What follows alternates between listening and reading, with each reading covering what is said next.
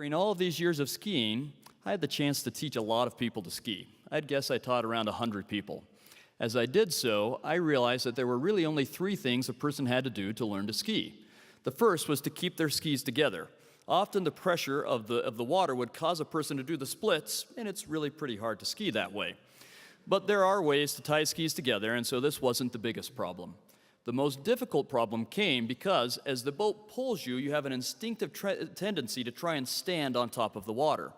As a result, just as the boat pulls up most people, they usually pull on the ropes and push with their legs. Instead of this being helpful, both of these actions tend to pull your legs out from under you and you immediately fall. Most of the time, the action of pulling on the rope was so instinctive that people didn't even realize they had done it. I can't tell you how many times I repeated the mantra, arms straight, knees bent, skis together. I would explain again and again that the boat was strong enough to pull a person up. They just had to be patient enough to let it. And here is the lesson. When they learned to forget about using their own strength to get up, but relied on the power of the boat, they would ski. When you master your impulse to pull yourself up, you get on top of the water, and then the ability to accelerate, to cut through the water, to float on a sea of glass, and to sail with an amazing feeling of freedom and exhilaration are waiting for you. Now that we know that ancient Israel was worshiping both true God and false gods at the same time, our task is, as I said earlier, not to ask ourselves if, but how we do the same thing. I believe there is no doubt that we all worship more than one God. For some of us, instead of worshiping Jehovah and Baal, we worship Jehovah and football. For others, it's video games or material possessions or a whole host of other things. Yet over the last 20 years, as I've tried to observe the way we struggle with idolatry, I've become convinced that on the whole, we struggle with one kind of false god more than any other. We tend to worship the ideas of the world, and like those who pull on the water ski rope, we don't even realize we're doing it. The problem is that the world has been shouting its ideas at us loudly and incessantly from the time we were very small. We encounter these ideas in our schools from kindergarten through college. We are inundated with them as we read newspapers, watch TV and movies, listen to the radio, and in 100 other ways. Many of the concepts we encounter are really harmless enough, but most of the time we're not very careful in sifting through the ideas we hear. And I am certain we have all swallowed a lot of fallacious and dangerous ideas without even realizing it. As President Monson said at the rededication of the Boise, Idaho temple, you, quote, walk in a world saturated with the sophistries of Satan, close quote. Often the most subtle false idea gods start out as something good. Ancient Israel struggled with this too. I hope my Old Testament class is paying attention. This will save us time in class. For instance, in biblical times, it became a practice in many places to set up a stone that would remind people of God. This practice probably started out with harmless intents. God had even commanded Israel to take stones from the Jordan River and set them up to remind them of how he had parted it for them as they entered the promised land.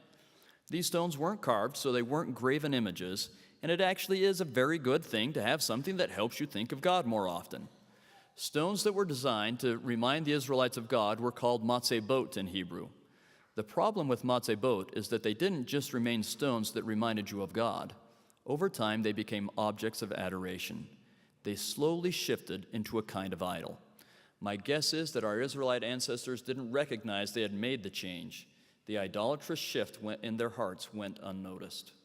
And so we have to ask ourselves again, not if, but how we do this same thing. How do we start out with good intents and yet let ourselves be influenced by the ideas of the world in such a way that soon good things become idols? As we hobble ourselves by following both the ideas of God and the world, the conflict between these competing ideas will sooner or later create some kind of crisis. For listening to the world is akin to pulling on the water ski rope of life, and the only possible result is that we will fall flat on our backs. Sometimes these crises come in the shape of not feeling sure what we should do with our lives. Sometimes it comes at the cost of our self-esteem, and other times it creates a cost that our families, ward members, and others must pay. Most often, all of these things happen. Sometimes the conflict causes a crisis of faith. This shouldn't surprise us. The ways of the world are in direct conflict with faith, and so the messages of the world are sometimes subtly and sometimes overtly anti-religious. When we harbor the cancerous ideas of the world, they will eventually attack and kill the pure cells of faith which make up our spiritual body. When this happens, we may be able to live with the cancer for a while, but sooner or later there will only be two options. Either the tumors of worldly thinking will kill our spiritual lives, or we will have to cut the cancer out. Sometimes these crises arrive over social issues. We should expect this. Even if they have good intents and are acting the best they can according to the knowledge they have, we need to be aware that those who live in the great and spacious building have made a full-time vocation out of mocking those who hold to the rod and partake of the fruit of the tree of life. Thus, we can expect that when we cling to God's way of thinking, there will be many who will try to make us feel stupid for doing so. When we stand up for truths such as morality, marriage, revelation, prophets, priesthood, and the inspiration of Scripture, there will be those who do their very best to make us feel parochial, backwards, uncultured, unthinking, unsophisticated, and foolish. These scoffers are very good at what they do and somehow find a way to make it sound as if they are the ones on the moral high ground.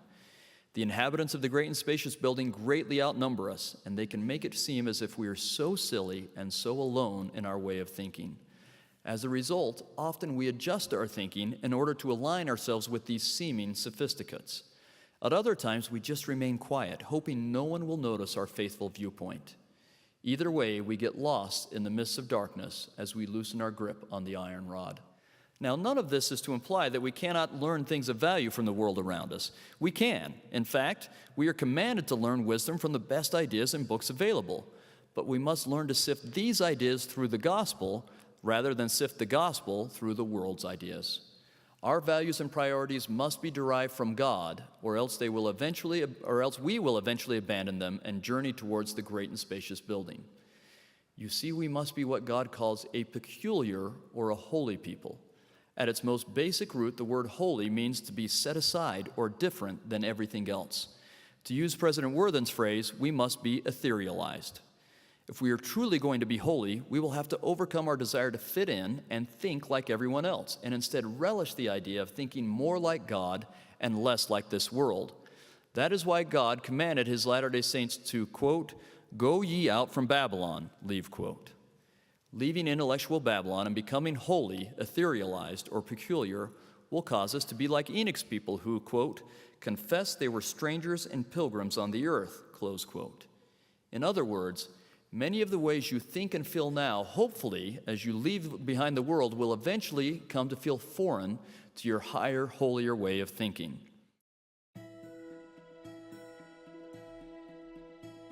This devotional address with Kerry Muhlestein was given on May 12, 2015.